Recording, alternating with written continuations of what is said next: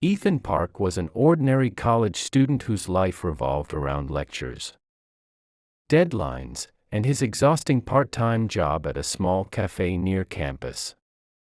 He wasn't particularly popular. Nor was he the kind of person who attracted attention. His dream was simple: graduate with good grades, become a journalist, and build a stable future for himself.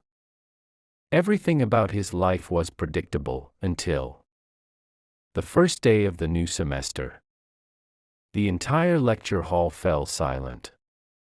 When the new criminology professor entered the room, Professor Adrian Vale looked nothing like the other faculty members.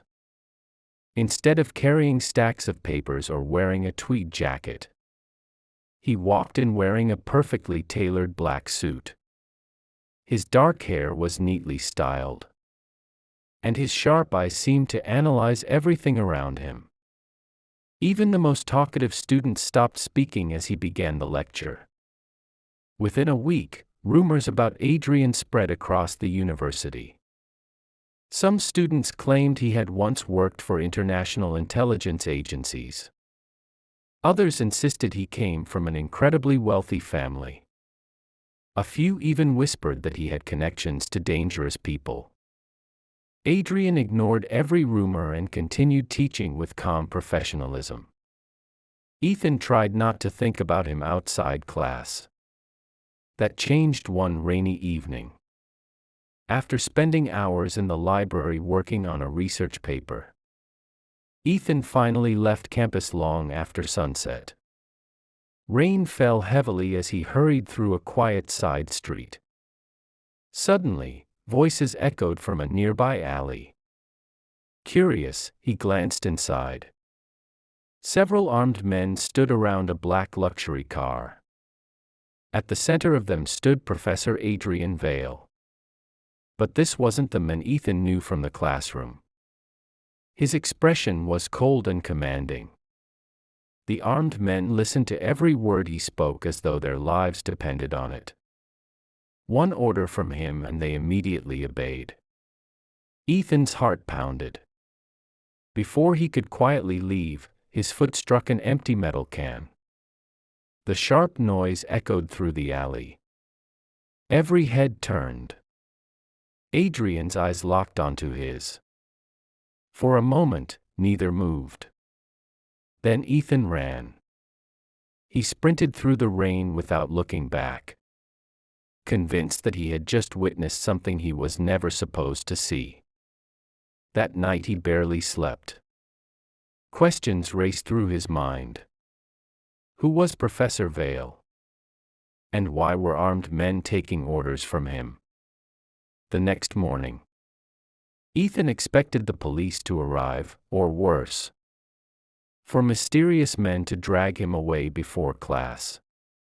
Instead, Professor Vale entered the lecture hall as if nothing had happened.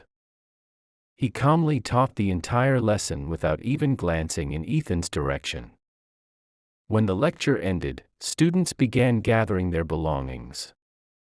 Then Adrian spoke.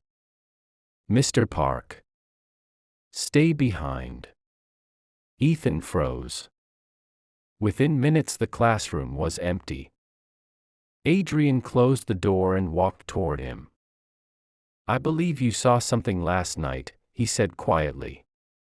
Ethan swallowed hard. "I don't know what you're talking about."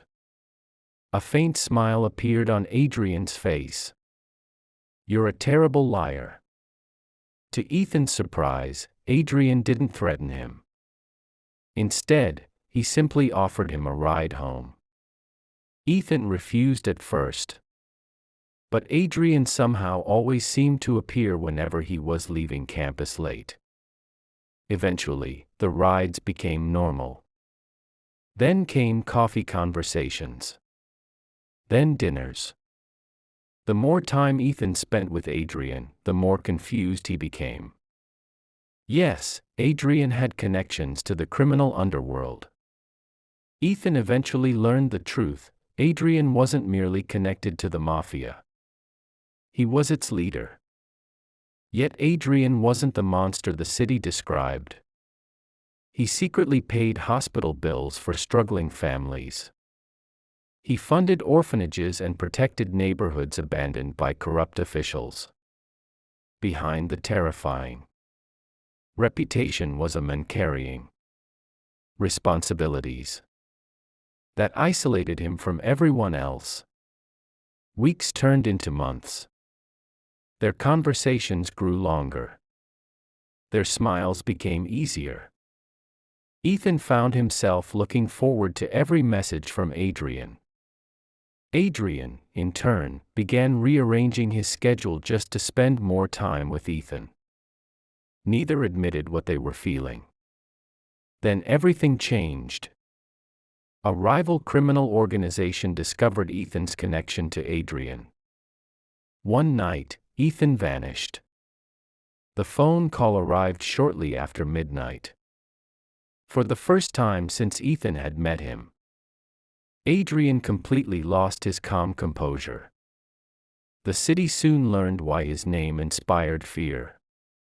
The respected professor disappeared overnight. In his place stood the ruthless Mafia boss. Every resource of his organization was mobilized. Safe houses were searched. Informants were questioned. Rival territories were stormed.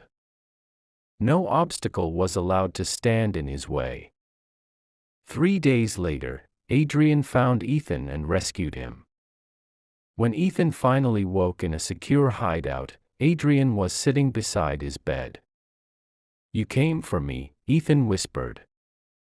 Adrian took his hand and held it tightly. "There is nowhere in this world I wouldn't go to find you." In that moment, neither of them needed to hide their feelings any longer. Because the professor and the student had already become far more than either of them ever expected. The city feared Adrian Vale as a Mafia boss. But to Ethan, he was simply the man who chose him above everything else. The beginning of their story had been built on secrets. Their future would be built on trust.